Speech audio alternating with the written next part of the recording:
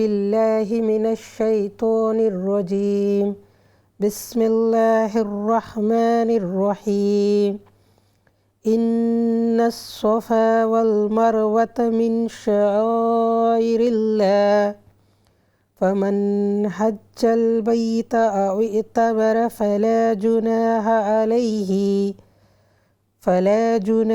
علیہ ان یطوف بہما ومن تطوع خیرا فإن اللہ شاکر علیم۔ صدق اللہ العظیم۔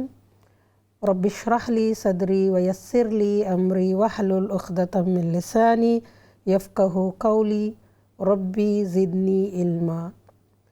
یا ربی لک الحمد کما ینبغی لجلال وجہک لعظیم سلطانک۔ السلام علیکم ورحمۃ اللہ وبرکاتہ۔ بے شک صفا اور مروہ اللہ کی نشانیوں میں سے ہے، چنانچہ جو شخص بیت اللہ کا حج یا عمرہ کرے تو اس پر کوئی گناہ نہیں کہ ان دنوں کے درمیان چکر لگائے، یعنی دونوں کے درمیان چکر لگائے، اور جو شخص اپنی خوشی سے کوئی نیکی کرے تو یقیناً اللہ بڑا قدر شناس اور بڑا خبردار ہے۔ انشاءاللہ آج کے اس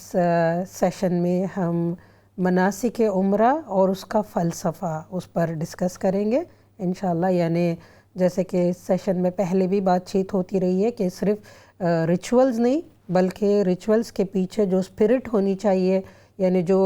عبادات کی جو روح ہونی چاہیے، اس کو بھی ہم انشاءاللہ ڈسکس کریں گے۔ تو آج جو ہے ہم عمرے کے تعلق سے بات کرتے ہیں، کیونکہ جب حاجی حج کے لیے نکلتے تو سب سے پہلے چونکہ یہاں سے جانے والے اکثر لوگ حج تمتع کر رہے ہوں گے تو سب سے پہلے عمرہ ہوگا۔ تو عمرہ کے جو سٹیپس ہے اس میں سے سب سے پہلے میقات کے آنے سے پہلے احرام کا باندھنا، اور جب میقات تک پہنچ جاتے ہیں تو میقات پہ نیت کرنا۔ نیت کے پہلے بھی یہ ہوتا ہے کہ ایئرپورٹ سے ہی لوگ 2 رکعت نفل نماز بھی پڑھ لیتے ہیں، نیت کر لیتے ہیں۔ میقات میں جب انٹر ہوتے ہیں تو پھر تلبیہ شروع ہو جاتا ہے، اور جب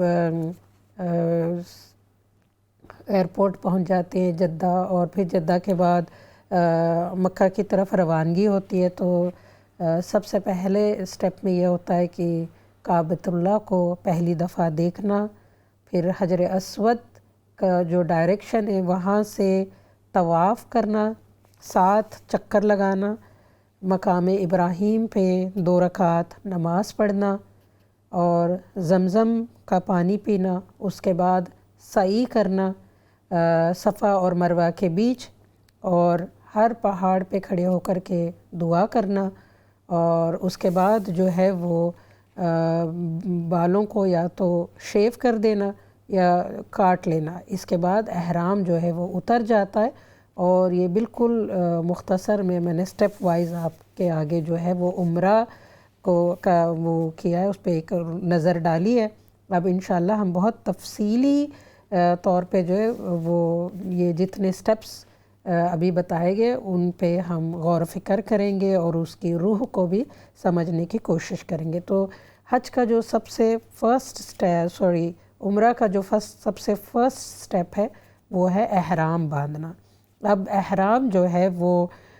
مردوں کے لیے جو انسلے انسٹچڈ 2 پیسز آف کلاتھ عموماً جو ہے وہ سفید اور بالکل انسلے، یہ جو ہے وہ مرد کے لیے احرام ہے، اور عورتوں کے لیے جو عورتیں پردہ کرتی ہے تو جو بھی ان کے جو کورنگ کے لیے وہ جو جلباب عبایا پہنتی ہے وہی ان کا جو ہے وہ احرام ہوتا ہے، اور جو پردہ نہیں کرتی تو ان کے لیے یہ ہے کہ پھر وہ احرام ان کا ساتر لباس ہو، یعنی پورا صرف چہرہ اور ہاتھ کھلے ہو، اور وہ جو بھی لباس پہنے وہ اس میں جو ستر کے جو کنڈیشنز ہے اس کو وہ فلفل کریں۔ تو عورتوں کے اور مردوں کے احرام میں فرق ہے، مرد جو ہے وہ انسلے پہنیں گے اور عورتیں جو ہے وہ جو ان کا اپنا لباس ہے وہی ان کا احرام ہوگا۔ اب احرام کا مطلب یہ نہیں کہ صرف وہ کپڑوں میں ہی احرام ہے، بلکہ احرام ایک حالت یا ایک کنڈیشن ہے جہاں پہ حلال چیزیں جو ہے وہ وقتی طور پہ وہ حرام ہو جاتی ہیں. جیسے کہ روزوں میں بھی ہم نے یہ دیکھا کہ روزوں میں بھی جب ہم کھانے پینے سے یا شہوت کے کاموں سے دور رہتے ہیں تو یہ بھی جو ہے وہ ہم اپنے اوپر حلال کو حرام کر لیتے ہیں. اسی طرح سے احرام کے کنڈیشن میں مردوں کے لیے سر کو ڈھانپنا منع ہے، یعنی وہ ان کا سر ہمیشہ کھلا رہے گا. عورتوں کے لیے چہرے کو کور کرنا منع ہے، تو عورتوں کا چہرہ جو ہے وہ کھلا رہے گا. اور شیو کرنا یا بالوں کو کاٹنا یا کنگھی کرنا یہ ساری چیزوں سے منع کیا گیا ہے. خوشبو لگانا اس سے بھی منع کیا گیا. جانوروں کا شکار کرنا اور سیکشول ایکٹیویٹی اپنی اسپاؤس کے ساتھ جو ہے اس سے بھی ممانعت ہے. تو احرام کے کافی سارے کسی بھی جانور کو یا انسیکٹس کو، یہاں تک کہ سر میں اگر جوں ہے اس کو بھی ہارم کرنا جو ہے اس سے منع کیا گیا ہے. تو یہ کنڈیشن ہے احرام میں. جب انٹر ہو جاتے ہیں اور نیت کر لیتے ہیں تو اس کے بعد یہ ساری پابندیاں جو ہے وہ لاگو ہو جاتی ہے. تو ہم دیکھتے ہیں کہ اس کے پیچھے آبجیکٹو کیا ہے. یعنی بعض دفعہ یہ ہو سکتا ہے کہ ہم ان کنڈیشنز کو فلفل کرنے میں اتنا دھیان دیتے ہیں کہ اس کے پیچھے کی روح کو نہیں سمجھ رہے ہیں. تو دیکھیں ہم سب جو کپڑے پہنتے ہیں، یعنی ہماری کلودنگز جو ہے اس سے ہماری آئیڈینٹیفیکیشن ہوتی ہے. ہم آئیڈینٹیفائی کیے جاتے ہیں، ہماری ریکگنیشن یا ہماری ایک پہچان ہے. یعنی امیر کا لباس، غریب کا لباس، ایجوکیٹڈ بندے کا، پڑھا لکھا بندہ جو ہے یا جو جاہل ہے، جو الٹریٹ ہے، ان کے لباس سے ان کو پہچانا جاتا ہے. پھر نیشنلٹی سے بھی پہچانا جاتا، مطلب نیشنلٹی بھی جو ہے وہ کپڑوں سے یا لباس سے پہچانی جاتی. کوئی یورپین ہے یا کوئی گرم علاقے سے آ رہا ہے یا کوئی تھرڈ ورلڈ کنٹری سے آ رہا ہے تو اس کے پہناوے سے اس کی نیشنلٹی پہچانی جاتی ہے. اور پروفیشن بھی، جیسے اگر کوئی پوسٹ مین ہے، کوئی ڈاکٹر ہے، کوئی انجینئر ہے، کوئی کنسٹرکشن ورکر ہے، تو ان کے جو لباس ہے ان سے ان کی پروفیشن کی بھی پہچان ہوتی ہے. یعنی لیکن اللہ تعالیٰ جب ہم احرام باندھتے ہیں، اللہ تعالیٰ نے یہ ساری پہچان کو ختم کر کے جو ہے صرف اپنے 2 انسلے کپڑوں میں آنے کے لیے جو کہتے ہیں، اس کا مطلب یہ ہے کہ ہم نے سب سے پہلے جیسے ہی احرام باندھتے ہیں تو اپنی آئیڈینٹی کو ختم کر دیتے ہیں. یعنی وی فنش آور آئیڈینٹی. جو بھی ہماری مختلف پروفیشنل یا امیری غریبی والی ڈسٹنکشنز تھے یا نیشنلٹی والی تھی، یہ ساری آئیڈینٹیز جو ہے وہ چھپا دی جاتی ہے، وہ کور اپ ہو جاتی ہے، اور صرف ایک آئیڈینٹی کے ساتھ، یعنی ایک ہی لباس میں سب کے سب یہ جو ڈسٹنکشنز ہے، یعنی یہ جو مختلف سٹیجز میں ہم اپنے آپ کو، یعنی یہ جو کلاسز ہے، یہ سارے جو یہ ختم ہو جاتے اور سب کے سب جو ہے وہ ایکول ہو جاتے. تو سب سے پہلا یہ ہوتا ہے کہ جیسے انسان احرام پہنتا ہے تو اس کا جو ایگو یا اس کی جو انا ہے اس کو کرش کیا جاتا ہے، اس کو کچلا جاتا ہے. اور احرام ایک حساب سے جو ہے وہ کفن کی طرح ہے. جیسے ہم مردوں کا تو احرام دیکھتے ہیں بالکل انسلے جو ہے سفید لباس ہوتے ہیں، سفید کپڑے ہوتے ہیں. تو اس سے بھی یہ ہوتا ہے کہ جیسے احرام پہن لینا یعنی اپنا کفن پہن لینا، اپنی آئیڈینٹی کو ختم کرنا، اور ایک نئے سفر پر، ایک ایسے سفر پہ جہاں پہ اس سفر کی منزل جو ہے وہ صرف اللہ کی ذات ہے، اس سفر پہ جو ہے ہم نکل پڑتے ہیں. اور اسی لیے ہم یہ بھی دیکھتے ہیں کہ پہلے زمانے میں لوگ جو ہے جب وہ حج اور عمرہ کے لیے جاتے تھے تو لوگوں سے معافیاں مانگتے تھے، اپنے قرضوں کو ادا کرتے تھے. یعنی ایک اکاؤنٹیبلٹی، ایک جو محاسبہ، ایک حساب کتاب والے جذبے کے ساتھ وہ نکلتے تھے. تو یہاں پہ بھی یہی ہوگا کہ جب ہم اللہ کی طرف روانگی کا یہ سفر ہم اختیار کرتے ہیں، یہ جرنی ٹورڈز اللہ، تو اس میں بھی یہ سارے جتنے ہمارے ڈیفرنٹ آئیڈینٹیز تھے ان کو ہم دفن کر کے جو ہے ایک آئیڈینٹی کے ساتھ سارے حاجی جو ہے وہ اللہ کے سامنے ایک ہی سٹیج پہ جو ہے وہ جمع ہوتے ہیں۔ اب اس میں جو ممانعت ہے احرام کی حالت میں، یعنی کسی کو تکلیف نہیں پہنچانا، تو اس میں بھی یہ چیز آ جاتی ہے کہ ہماری آئندہ زندگی میں بھی، یعنی یہ جو کنڈیشنز ہے یہ صرف کیڑے مکوڑے یا جانوروں کو نقصان نہیں پہنچانا، بلکہ احرام باندھنے کا مطلب یہ ہے کہ ہماری زبان سے، ہماری ذات سے، ہمارے پوزیشن سے، یا ہم جو بھی سٹیٹس ہم ہولڈ کرتے ہیں، یا ہمارے جو ڈیسیشنز ہے جو ہم دوسروں کے بارے میں فیصلے کرتے ہیں، اس سے کسی کو تکلیف نہ ہو، کسی کو نقصان نہ ہو، لوگوں کے حقوق جو ہے اس کے ہم محافظ بنے، ہم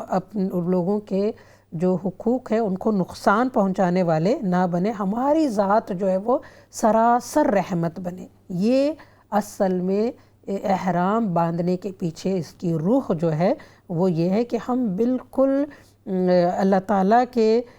فرمانبردار اور امن والے بندے بنے۔ اس کے بعد جو میقات تک پہنچتے ہیں، اور میقات میں جا کر کے 2 رکعت نفل نماز بھی پڑھتے ہیں، لیکن میقات جو ہے اس کا اصل جو اس کی روح ہے وہ ہمارے لیے بیوریل گراؤنڈز ہے، یعنی جہاں پہ ہم دفن ہو جاتے ہیں۔ جیسے کفن پہننے کے بعد انسان کا جو سیکنڈ سٹیج ہوتا ہے اس کو دفنایا جاتا ہے، تو میقات ہمارے لیے بھی وہ دفنانے والا سٹیشن ہے، جہاں پہ ہم اپنی پرانی شخصیت، ہم جس بھی شخصیت کے ساتھ آئے تھے حج کے لیے یا عمرہ کے لیے، تو ہم اپنی وہ جو پرانی شخصیت جس کے اندر بہت سارے نیگیٹو ٹریٹس تھے، ان چیزوں کو ہم وہاں پہ دفن کر دیتے اور ایک نئی پرسنالٹی کے ساتھ، ایک نیا انسان بن کے، ایک اللہ تعالیٰ کا فرمانبردار بندہ بن کر کے، جو دوسروں کے لیے، سب کے لیے رحمت ہو، ایسا بندہ بن کر کے جو ہے وہاں پہ اب ہم نے ایک نیا، جیسے جب انسان کی موت ہو جاتی ہے تو اس کے بعد اس کا جو سفر ہے وہ حشر والا سفر ہے، وہ اللہ کی طرف والا سفر ہے، اور یہی انڈیکیٹ کرتا ہے یہ احرام اور میقات، یہ ساری چیزیں اس کو سگنیفائی کرتی ہے ہمارے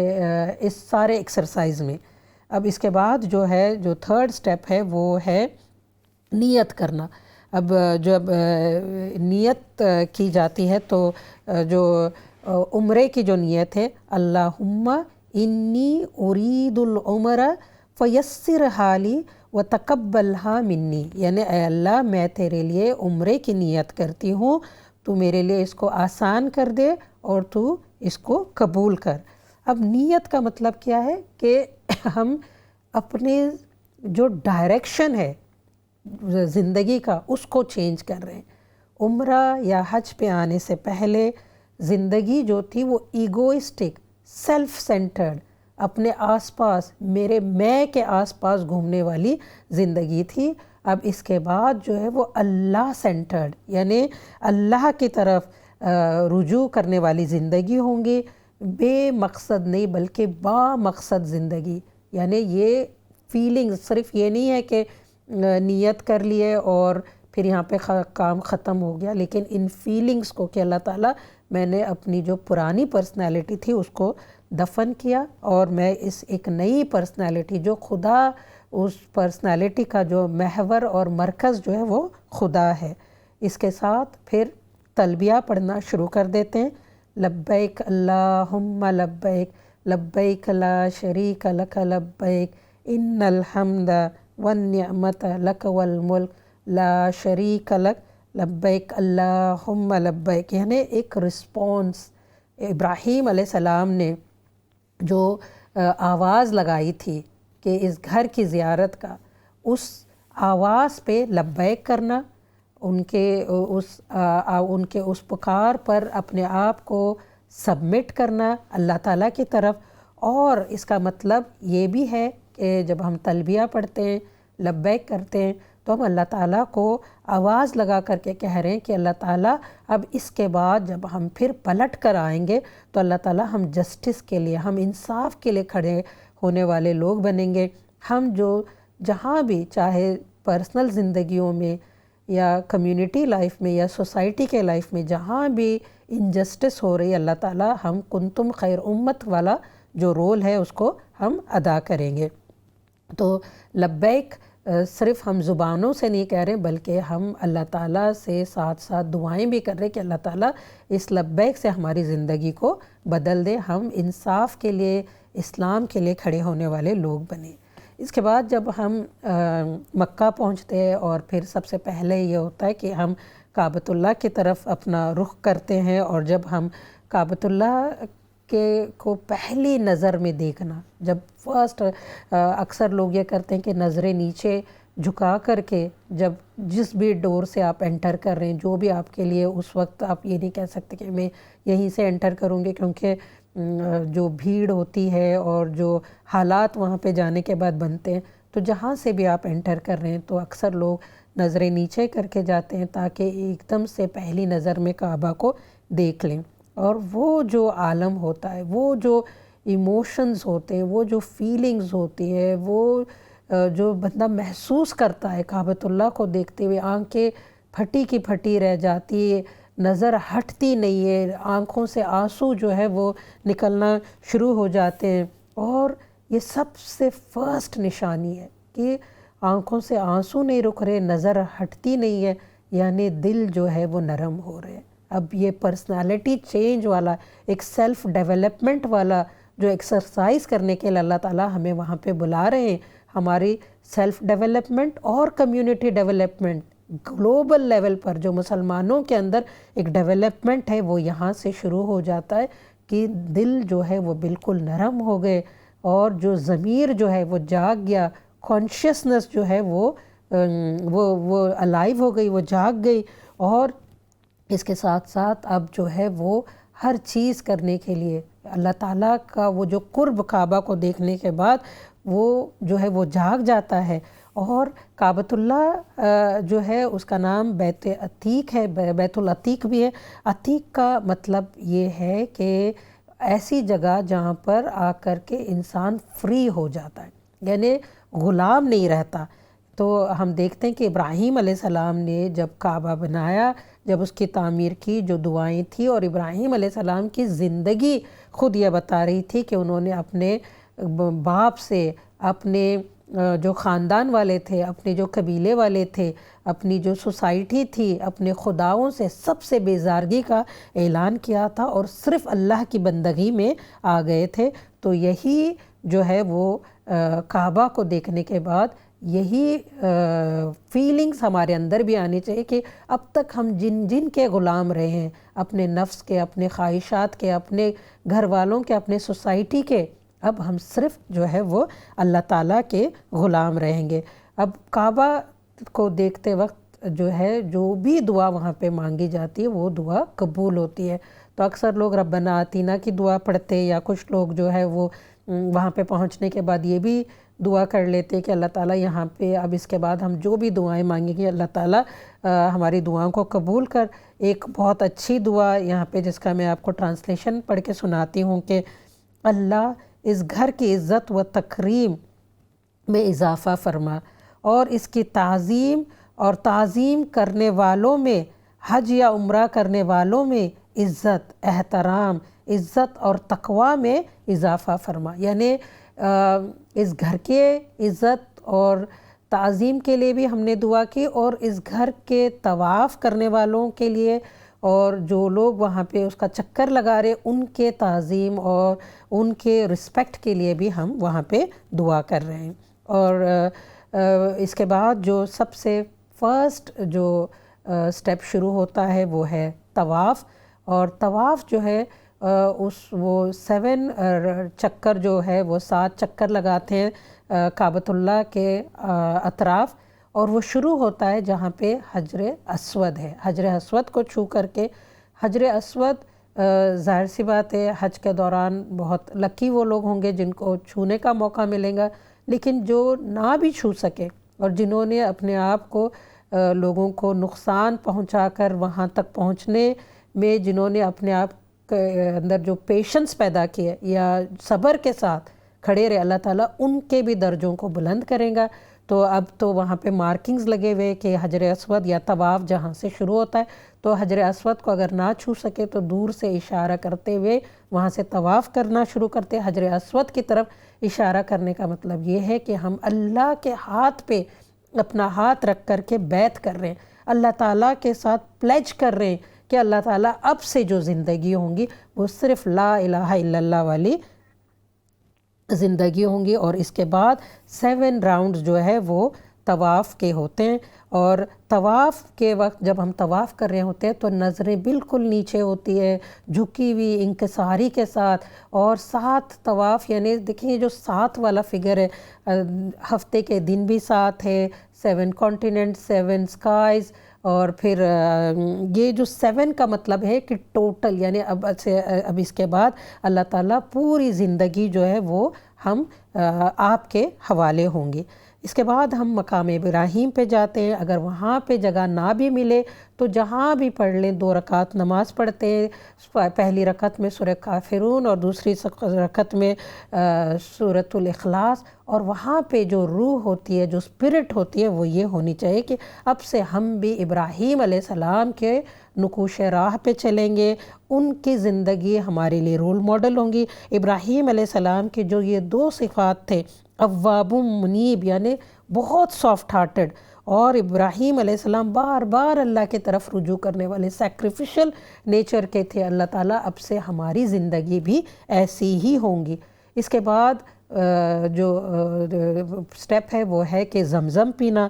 زمزم جو ہے وہ مایوسی میں امید کی کرن ہے. جب اسماعیل علیہ السلام ان کے سارے ریسورسز ختم ہو گئے تھے ان کے اور ہاجرہ علیہ السلام کے, اللہ تعالیٰ نے زمزم کی شکل میں انہیں نئی امید دلائی تھی. تو ہم بھی وہاں سے ایک نئی امید لے کر کے اللہ تعالیٰ اب جو بھی چیلنجز آئیں گے, اللہ تعالیٰ ہمیں یہاں سے لیسن مل رہا ہے کہ ہمارے ہر چیلنج میں آپ کا ساتھ ہوگا. اس کے بعد سعی کی طرف بڑھتے ہیں, اور وہاں پہ جا کر کے حضرت ہاجرہ علیہ السلام کو جب ہم امیٹیٹ کرتے ہیں, جب صفا کی پہاڑی پہ کھڑے ہوتے ہیں دعائیں کرتے ہیں, اور پھر جب جو صفا کے سے مروہ کی طرف یا مروہ پہ کھڑے ہو کر کے پھر وہاں سے دعا مانگتے ہیں, اور پھر صفا کی طرف جب بندہ طواف کر رہا ہوتا ہے تو اس کی روحانی کیفیت بڑھ جاتی ہے. اور سعی جو ہے یہ ہماری جو مٹیریل نیڈز کے جو مٹیریل نیڈز ہے, جو مادی ضرورت ہے, یعنی جو مادی ضرورت کے لیے حضرت ہاجرہ جو دوڑ لگائی تھی اس کو ہم پریکٹس کرتے ہیں, ان کی جو جد و جہد, اور ہم یہ وہاں پہ تیّہ کرتے ہیں کہ اللہ تعالیٰ اب ہماری زندگیوں میں بھی ایسے ہی جد و جہد رہیں گا. اور صفا اور مروہ پہ چڑھنا یعنی ہم ویژنری لوگ بنیں گے. ہم اونچی جگہ پر کھڑے ہو کر کے ہم ویژن بنائیں گے کہ آگے سے ہماری زندگی کا اور جس امت کو ہم بلونگ کرتے ہیں اس کا ویژن کیا ہوگا. اس کے بعد صفا اور مروہ سعی کے بعد جو آخری جو ہوتا ہے وہ یہ ہے کہ بال منڈانا یا اپنے بالوں کو کاٹنا. اس کا سب سے بڑا جو سگنل ہے یہ ہے کہ ہم اپنے سروں کو اپنے بالوں کو ہم اللہ کے حوالے کر دیتے ہیں, ہم اپنے سروں کو اللہ کے آگے جھکا دیتے ہیں کہ اللہ تعالیٰ اب تیری بندگی کے علاوہ ہم اپنی نفس اور ہم ہر قسم کی بندگی سے اپنے آپ کو آزاد کریں گے. اور پھر اس کے بعد احرام اتر جاتا ہے, عمرہ جو ہے وہ کمپلیٹ ہو جاتا ہے, اور انسان جو ہے اپنے نارمل زندگی میں آ جاتے ہیں. ہم اللہ تعالیٰ سے دعا کرتے ہیں کہ اللہ تعالیٰ ہمیں عمرہ کے ریچولز اور اس کی روح دونوں کو پانے والا بنا دے. وآخر الدعوانا ان الحمد للہ رب العالمین.